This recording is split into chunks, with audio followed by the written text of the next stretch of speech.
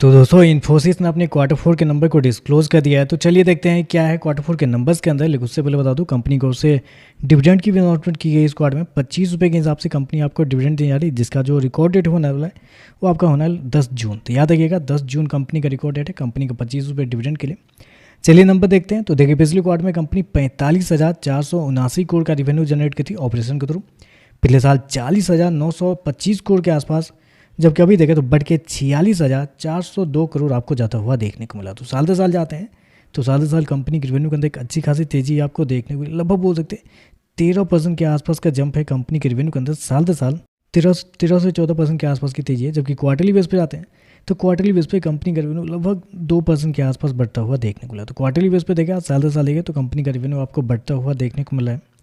Company ने show कितना किया है, 46,400 करोड़ का रेवेन्यू कंपनी इस क्वार्टर में शो गया है। जबकि मार्केट का अनुमान भी था एग्जैक्टली 46,400 करोड़ के आसपास ही। तो आप कह सकते हैं जितना मार्केट का अनुमान था उतना ही आपको देखने को मिला है। तो रेवेन्यू आपका इनलाइन आपको देखने को मिला है, लेकिन रेवेन्यू कमजोर है। कैसे कमजोर है मैं आपको आगे बताता हूँ कैसे कमजोर है।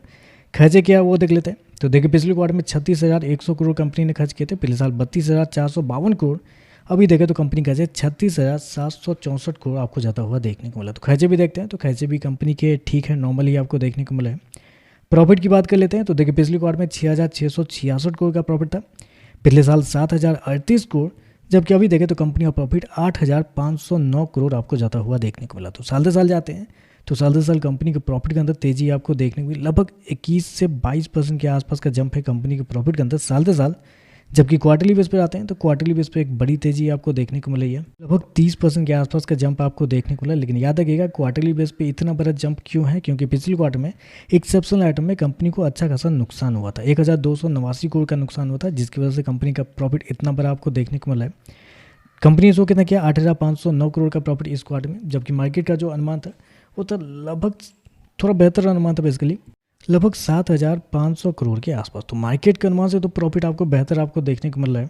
तो प्रॉफिट बहुत शानदार आपको देखने को मिला है, बस रेवेन्यू आपको इनलाइन आपको देखने को मिल रहा है। मार्जिन देख लेते हैं, मार्जिन क्या बना है। पिछले साल कंपनी का जो मार्जिन था 17.19% था। पिछले क्वार्टर की बात करते हैं तो पिछले क्वार्टर में 14.65%। जबकि अभी देखें तो कंपनी का मार्जिन 18.33 आपको जाता हुआ देखने को मिला। तो मार्जिन देखते हैं तो मार्जिन आपको साल दर साल क्वार्टर क्वार्टर दोनों आपको बढ़ते हुए देखने को मिला है। ईपीएस की बात करते हैं तो देखिए पिछले क्वार्टर में कंपनी का ईपीएस लगभग 16 रुपये के आसपास था। पिछले साल 17 रुपये। अभी देखें तो बढ़ के 21 रुपये आपको जाता हुआ देखने को मिला है। तो ओवरऑल लगा देखा जाए तो प्रॉफिट अच्छे देखने को मिले। रेवेन्यू में थोड़ा सा गड़बड़ी है। क्या गड़बड़ी है मैं आपको समझाता हूँ अब।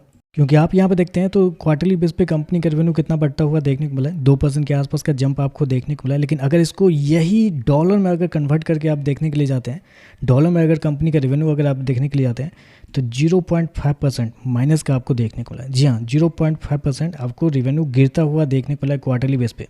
साल दर साल जहाँ आपको 13 से 14% के आसपास की तेजी आपको देखने को मिले, वहीं अगर साल दर साल जाते हैं तो डॉलर के रेट में देखते हैं तो लगभग 7% के आसपास का जंप है। तो रेवेन्यू आपका ये देखने को मिला अल्टीमेटली अगर देखें तो, क्योंकि करेंसी का प्राइस कुछ और था तब अब कुछ और है, इस वजह से करेंसी की वजह से इनका रेवेन्यू बढ़ जाता है।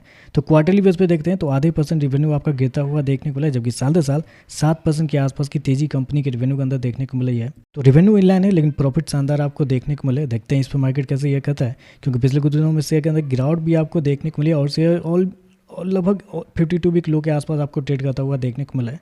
तो देखते हैं शॉर्ट कवरिंग आती है या शेयर के अंदर और गिरावट देखने को मिलती है। उम्मीद है कि शॉर्ट कवरिंग देखने को मिल सकती है। बाकी देखते हैं मार्केट पे कैसे ये कहता है। वीडियो पसंद आए तो लाइक कीजिएगा, साथ में साथ चैनल को सब्सक्राइब जो कीजिएगा। धन्यवाद।